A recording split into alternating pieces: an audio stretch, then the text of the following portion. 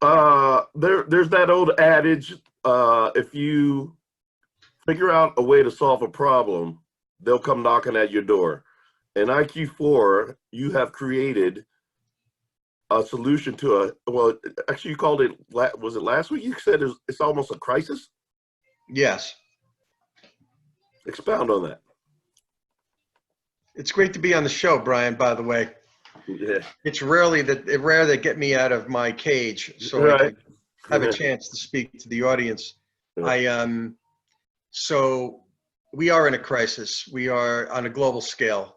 The issue of the skills gap, unemployability, underemployability, students not knowing what they want to do for a living, half of them getting jobs that don't require a diploma, $1.5 trillion in student debt loans just in the US, 7 million jobs in the US unfilled, 6 million people unemployed. I can go on. And then, of course, cybersecurity, 500,000 people are needed today with an estimated 3 million in the next few years because everything connected is vulnerable. And that means that if it's vulnerable, the bad guys are going to figure out a way what to do with it. And then the new emerging tech like artificial intelligence, et cetera, they're not going to replace everybody's job.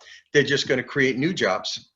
And they will sunset old jobs or old technologies or old approaches that can be automated. So the crisis is that the reality is that we have a lot of people unemployed.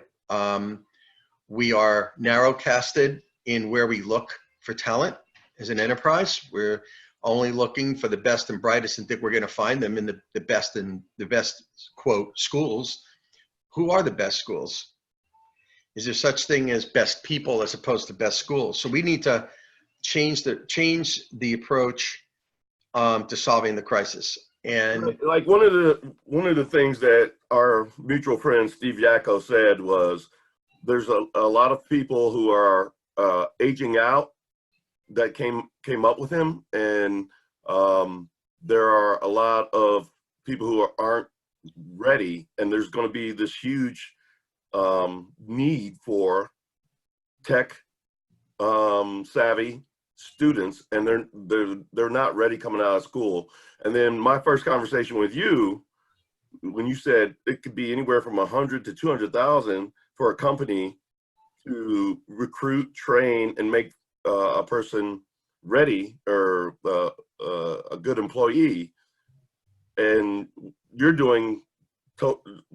solving that problem.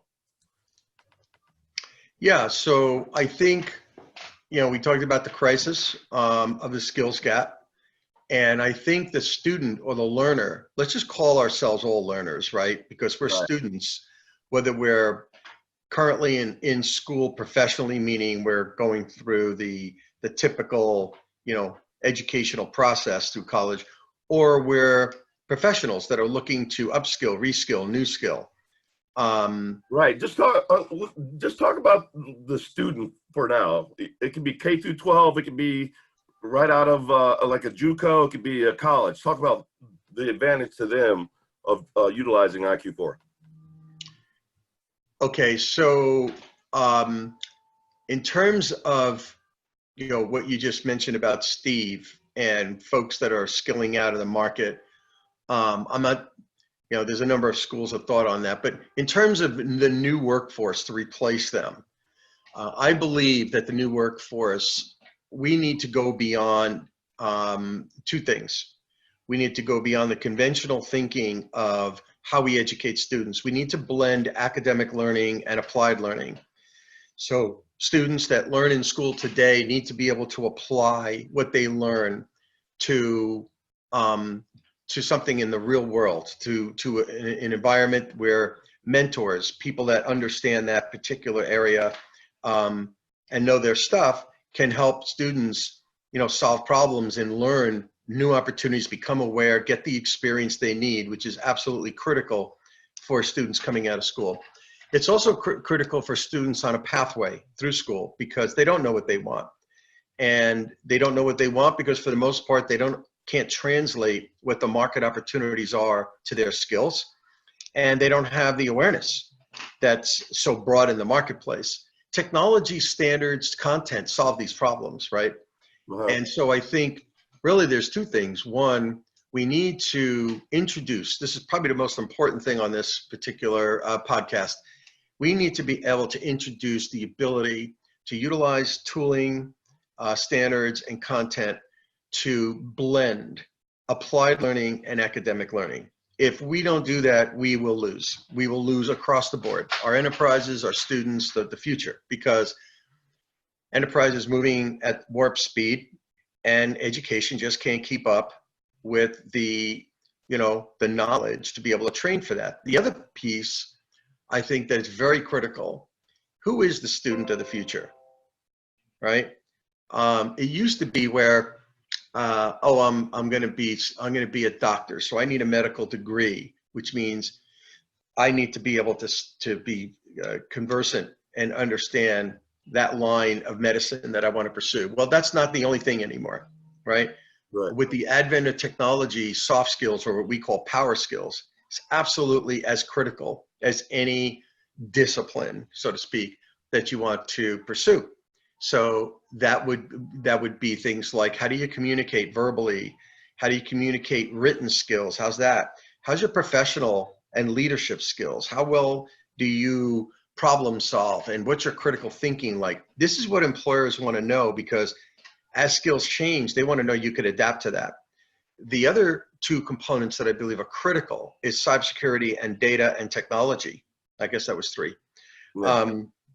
Because no matter what you pursue in life, today it's all about data. And if you don't understand how data works and how it could be analyzed, data science, artificial intelligence, or machine learning, all of those technologies all around data, that's one piece.